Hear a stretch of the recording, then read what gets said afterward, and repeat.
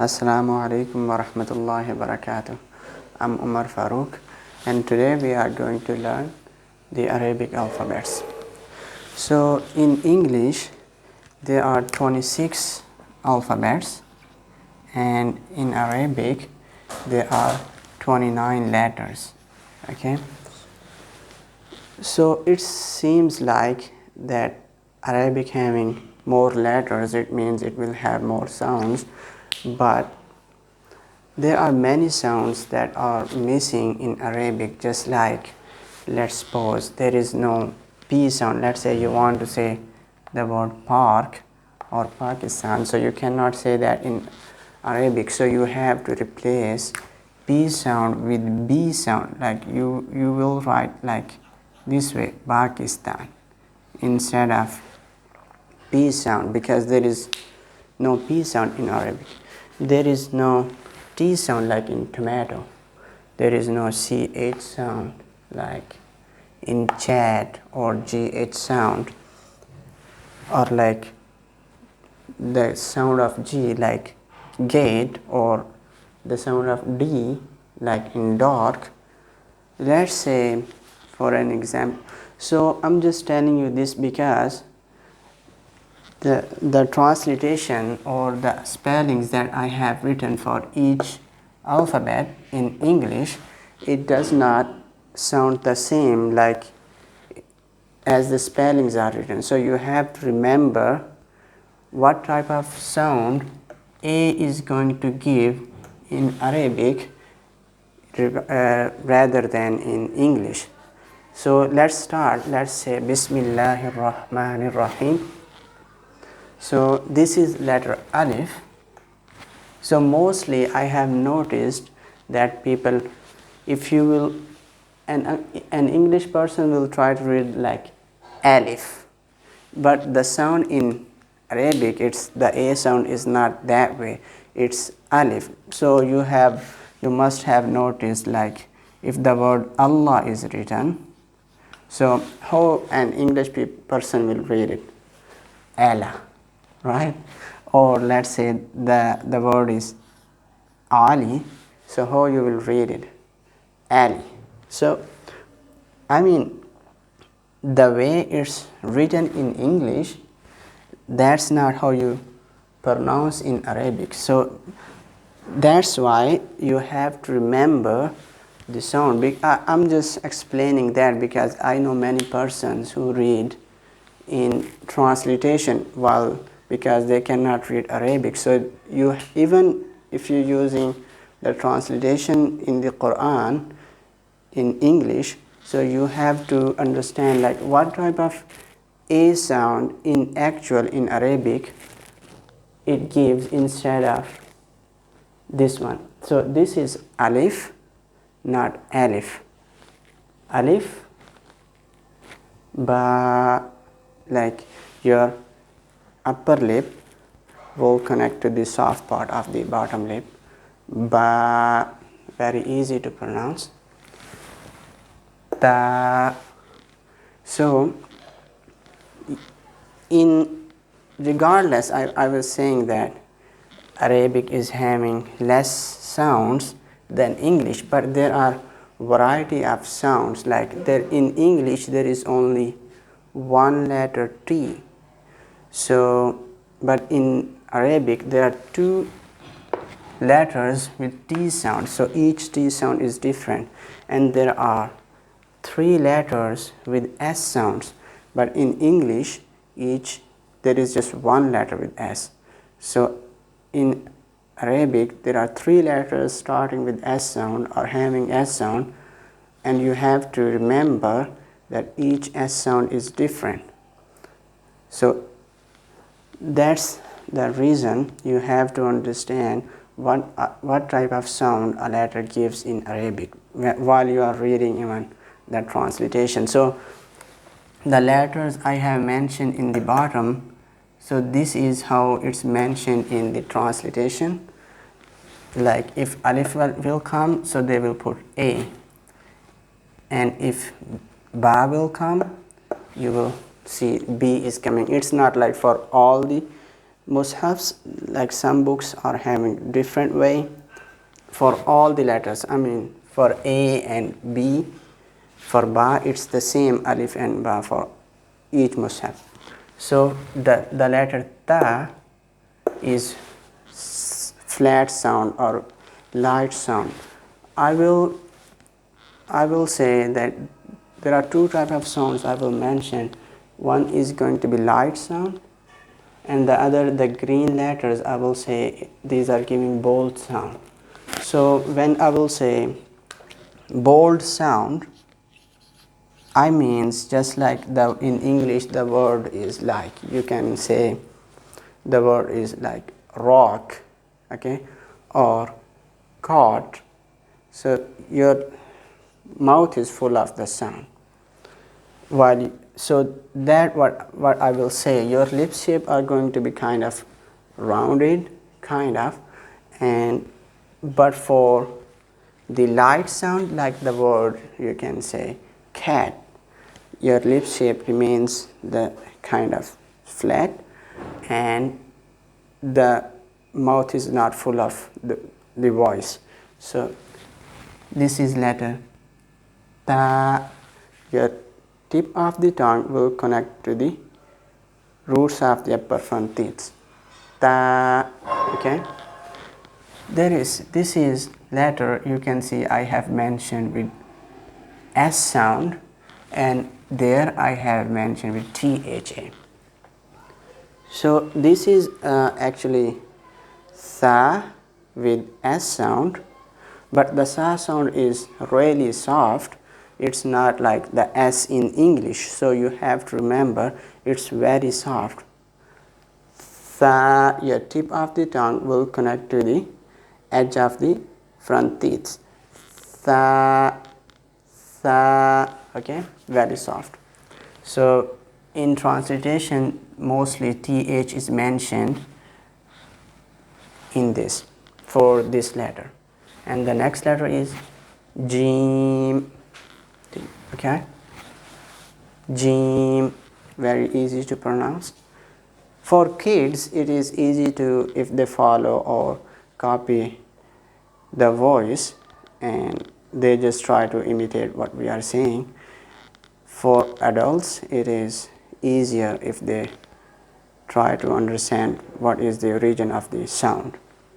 This is ha. You see, I have mentioned H and with a line underneath it. So basically there are two letters. This one is with H, this one is with H. So, but in English there is just one H letter. You can see even the spellings I have written is like the same. But let's say I'm just writing a different one, because this one is from the middle part of the throat. This sound comes ha, ha, okay, and then the green one comes ho, from top part of the throat, ho. You can see there is no actually W sound in English. The W I have just mentioned just to show that the sound is bold. So for all the green letters I have mentioned W sound in it, so that you have to remember the sound is bold, okay. Ho. So some kids, whenever I write these spellings, they try to read it like how, okay, but this one is ho, from the top part of the throat. That is dal. The tip of the tongue will connect to the roots of the front teeth. Dal. So this one, ta, dal, from the same spot. Ta, dal. Okay. So you can see there I have written two spellings, TH with and D. So the D sound usually in English, it's like, let's say the word dark. So that type of D sound is not there. It's more similar to to the word like T, H, E sound, D sound. This type of D sound, it's more close to that type of D sound rather than that one. So that's why in some mushafs it's mentioned with D sound in transliteration, and in some other mushafs it is with TH sound. So whenever you try to read it, you have to first look at the Arabic and see, okay, this letter is mentioned with whether this one or this one. So this one, so you have to connect the tip of the tongue to the roots of the front teeth. Dal. Got it? Next one is very soft. Dal. So this one and this one, these are from the same spot. The tip of the tongue will connect to the edge of the front teeth. Dal. So you can see there are another spellings I have mentioned, TH. So basically this, in English there is just one Z sound. Let's say you have to write zebra or any other letter, Zomato or something like that. So the Z sound is not that soft. There are three letters, 1, 2, 3. Each is having starting with Z sound. So each Z sound is different. But this one is more closer and very soft. So that's why we write with TH. So the tip of the tongue will connect to the inner edge of the front teeth. Zal. Okay. Tha, zal, from the same spot. This one with R. Raw. Raw. Your tip of the tongue will connect to the kind of the upper plate. Like raw, it will be little bit rounded. Raw, and the lip shape will be bold. So W is just mentioning bold sound. Your mouth will remain filled with the voice. Raw. Okay. One more explanation about this one. So that raw is not the same like in English. Let's say you have to write the word Ronaldo, okay, or you have to say random, okay.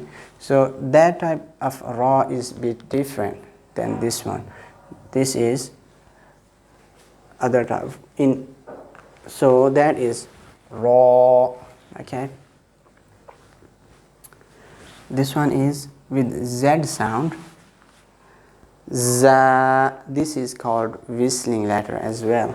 This sound, za, za, your tongue will connect to the, it will kind of upper and lower teeth, edge of the teeth. Za, it will remain little behind. Za, okay, with Z sound. Za, there will be kind of whistling sound. And this letter, Seen, this is also a whistling letter. Seen,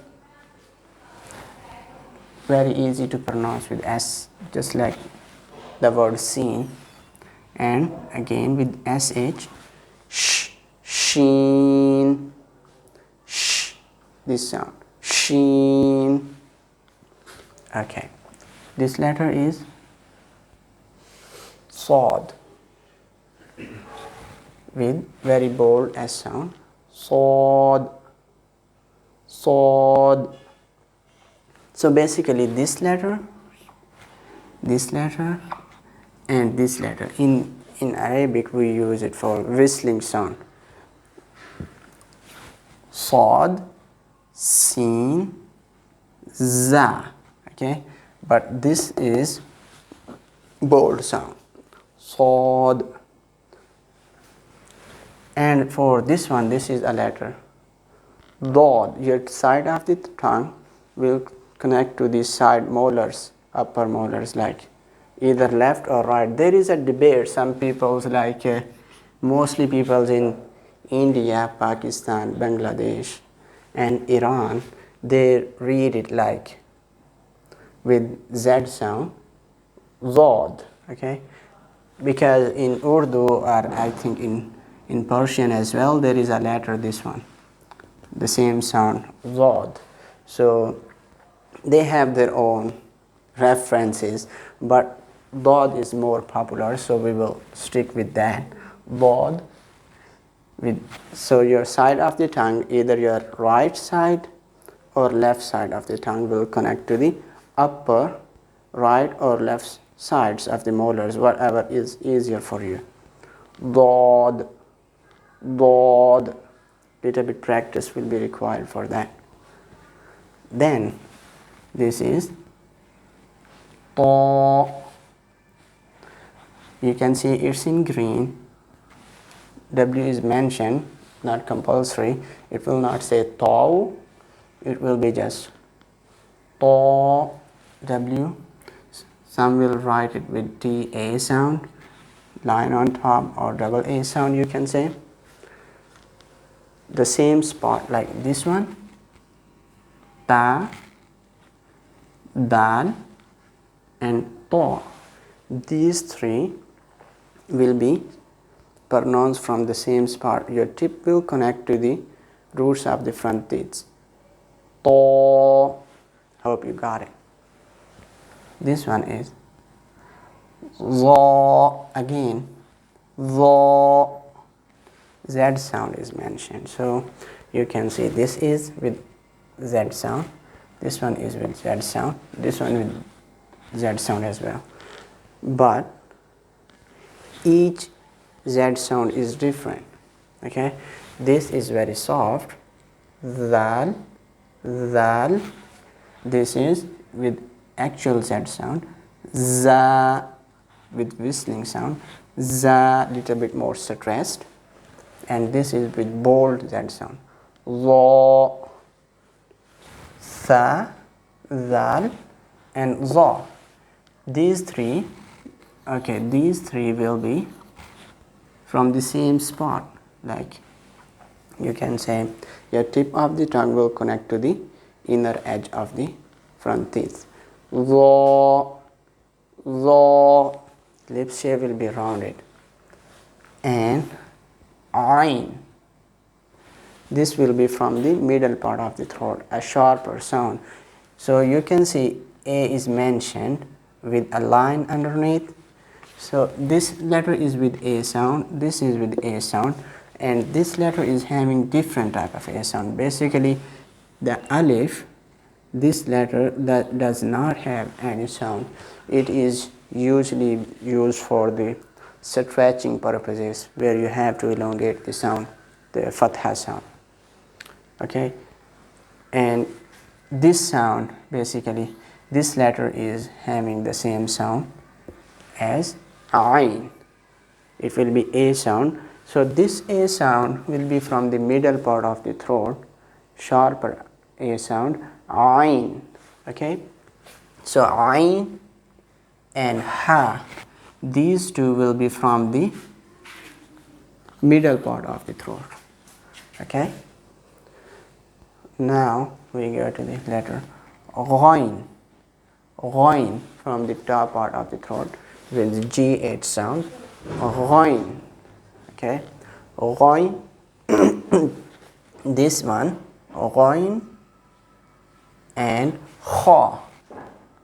Okay, this one and this one from the same spot. Ghain and Kha, top part of the throat.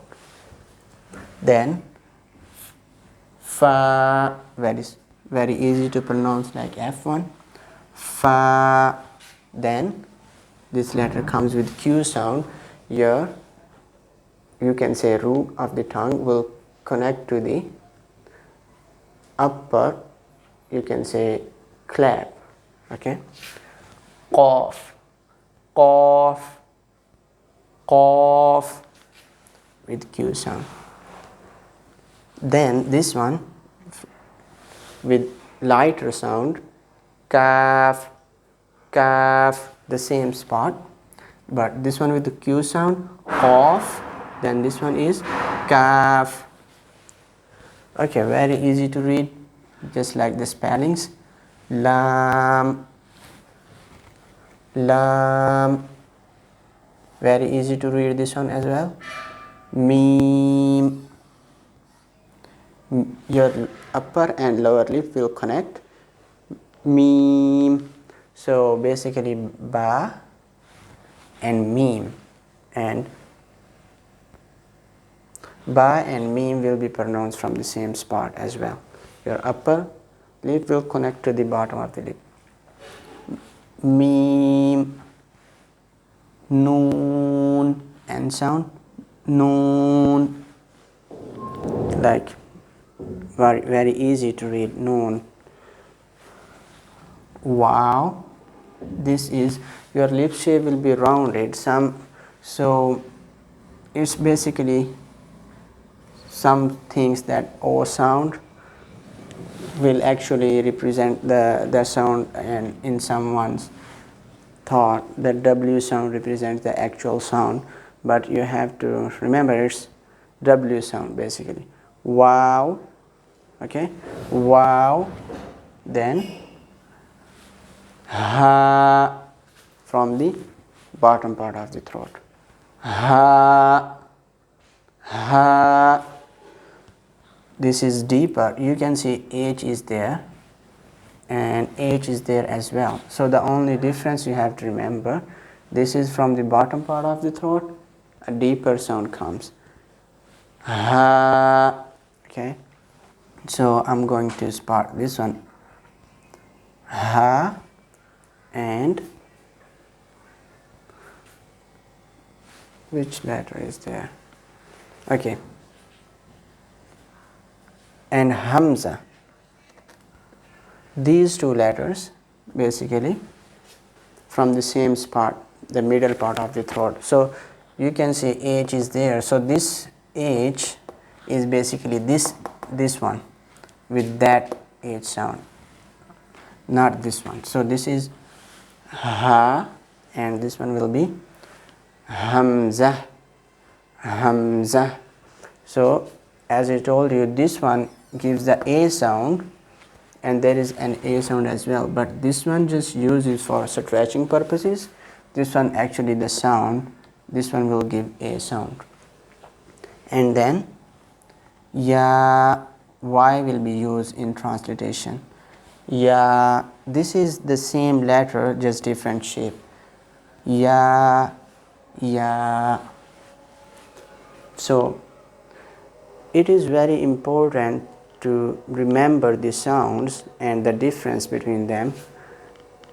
So I will repeat just like first of all the throatal letters, the letters from the throat. Hamza and Ha from bottom part of the throat. Ain and Ha, middle part of the throat. Ghain and Kha, top part of the throat. Okay, and the letter Ta, Dal, Ta. You have to connect the tip of the tongue to the roots of the front teeth. And Tha, Zal, Dha. Tip of the tongue will connect to the edge of the front teeth. So these were kind of important letters. So it is very important even to read, because let's say there is a word kalb, means a dog.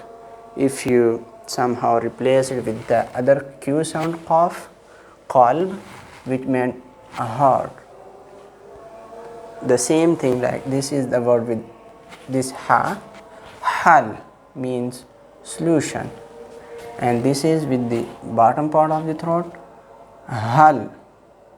So it is an interrogative noun you use for the questions. Amala, you see a hamza is coming, basically this alif or hamza. If hamza comes on top of alif, it means the same like hamza will be. So A sound from amala, okay, and this one will be ain, amala. So it means work and it means hope. So basically whenever you switch the letters, the meaning will be changed as well. It's not compulsory. I don't think that it's compulsory just in, or it's specified with Arabic that if you change the letter, the meaning will change. I remember that I used to read this word as heard, so which is heart. So if I will pronounce it wrong, it will mean wrong in the language. But the Arabic matters more for us because we use it in our prayers. So that's why it is really important to learn proper tajweed. So this is the basic alphabets. Inshallah, I'll see you in next class. Assalamu alaikum.